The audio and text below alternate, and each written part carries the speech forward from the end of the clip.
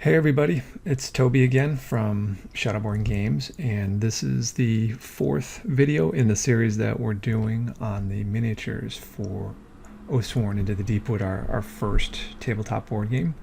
And up to this point, we've mainly focused on the monster models and the ally models, which are all PVC models.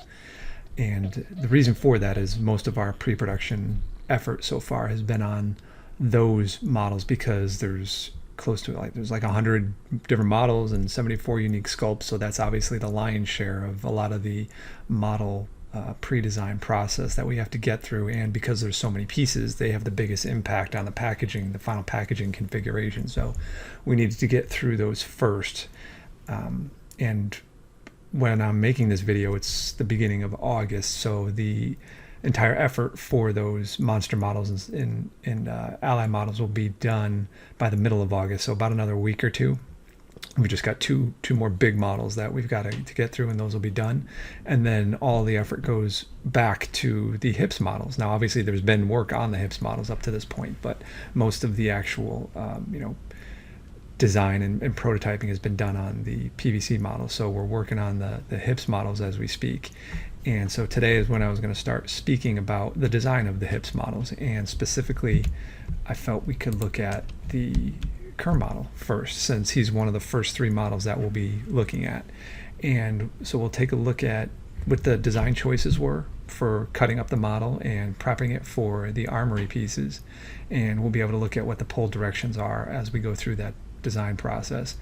And finally, we'll take a look at the armory pieces so we can see what they will all look like. And to do that, it's best, I think, to work in my sculpting program of ZBrush to show you all the pieces. It's just easier for me to navigate around and individually isolate items that we want to look at. So this is the basic version of the Kerr model that will be in the box. So he is standard with daggers is his standard weapon of choice. And he is obviously, with his dynamic pose and the way his cloak was, this took a little time to decide how it was going to be best to cut this up into how many pieces to make him in order to achieve this look and have it so we didn't have big spots of filled material based on our pull direction and whatnot. So obviously the first piece that we cut off was the base. So the base piece itself is obviously, it's a unique sculpt, and this is our pull direction for that will be straight up and down, because we have the hole in the middle there. So whenever you have a hole, obviously that forces, if you remember from our last videos, that forces your pull direction. So this is our pull direction for the base. So you can see remember how we've got a green half and a red half for the different sides of the mold to show us how each surface is formed. So the base is the easiest one, right? Now we have the challenging part was cutting up the character, obviously. So we started, the first problem we attacked was really how to deal with this cloak. So the cloak obviously needs to be one piece in and of itself somehow in order to pull that apart. So the cloak is actually made up of the entire cloak and a piece of his head. And the reason for that is we needed enough material to be able to have enough snap connections to secure that in place, because obviously this is a big piece of plastic that's hanging out there, and so we need enough to anchor it down and prevent any torque, or you don't want to nudge the thing and have it fall out. So we needed enough points of enough volume to insert the pins for the push fit connection. So we've got one in the center of the back and one up in the head, and that actually helped because we needed to obviously figure out how to mold his face, because when it comes to the pull direction, so if we look at this piece, obviously this becomes our pull direction again because we've got holes there. So if that's our pull direction, that means all of the mating surfaces that connect to this piece also have to have the same pull direction, which means the main body also has to have the same pull direction.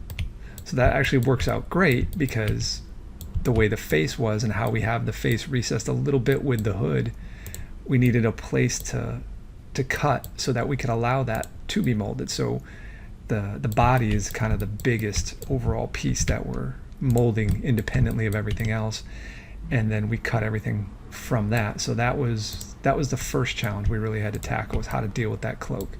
So once the cloak went away, now we had to figure out, where to cut the arms off, because we need the armory. So when it comes to the armory, the arms themselves, the best choice was to cut them at the shoulder, because the wrists are too tiny. We couldn't just have hands with weapons, because either you would have to have the peg coming off the hand and going into the arm, which would mean we would have to have a pull direction something like this, which would mean we're going to lose all the detail on the side of the arms, or you'd have to have the peg coming out of the arm to go into the hand, and with the hand being this small, we would never be able to hollow out enough material to put a peg in there, and we would have to force a pull direction along that way, which would mean that the fingers get lost.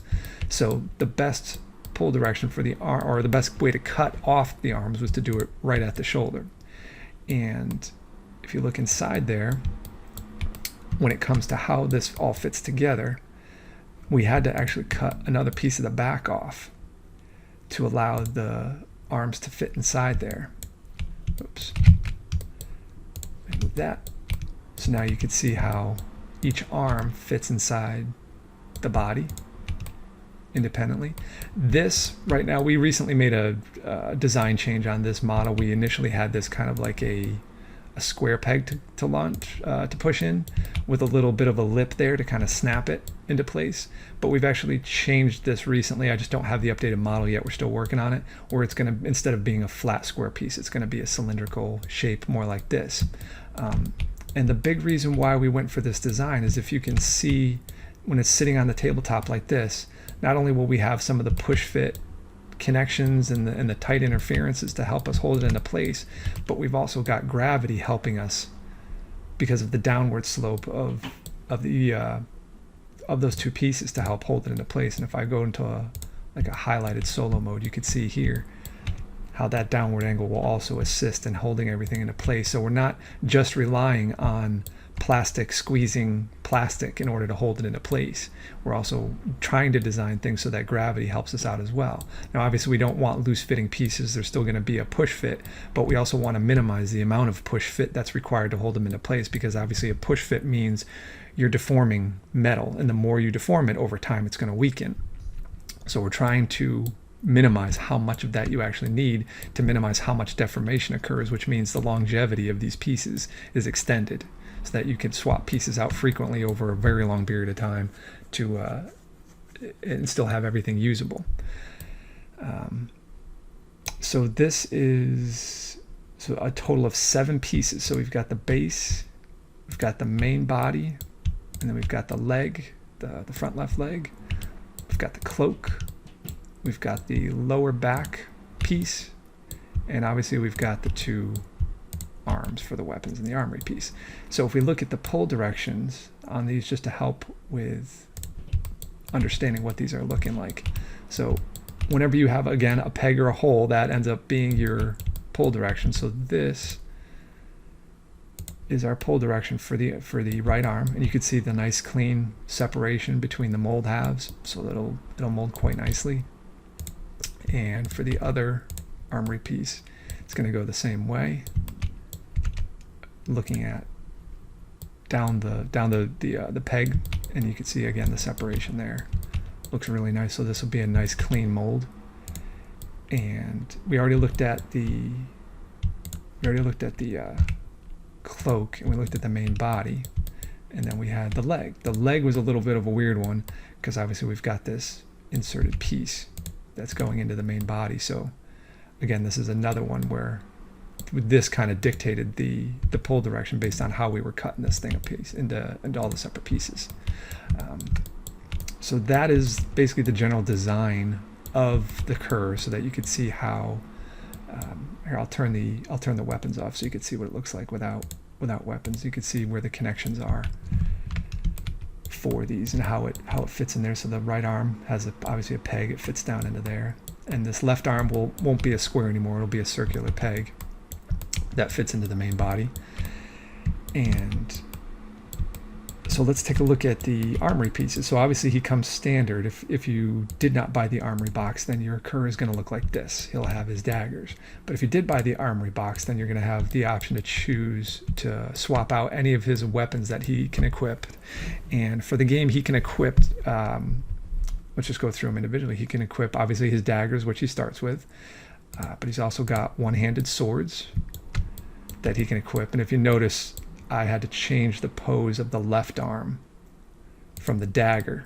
I changed it a little bit because it just looked kind of weird having the long sword way up high with the way the dagger pose was. So I alternated the pose down just a little bit for the swords, and it kind of gives a little bit more of a better realistic dynamic pose, I think, for that.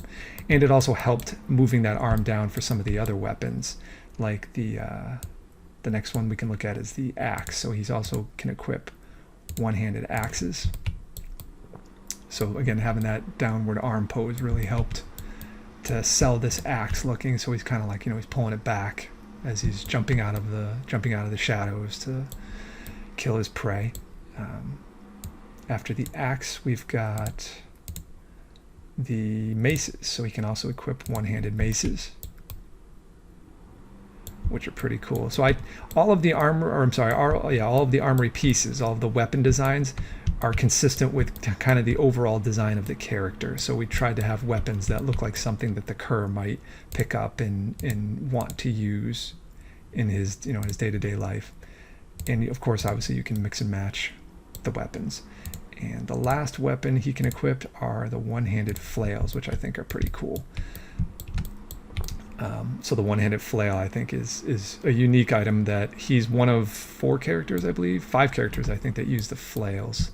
So it's a fun piece. I think one of my favorite configuration for the weapons on this, because remember you can mix and match, is to have a one-handed flail with a one-handed axe. Sorry, turned the wrong one off. There we go. That's the sword. One-handed axe.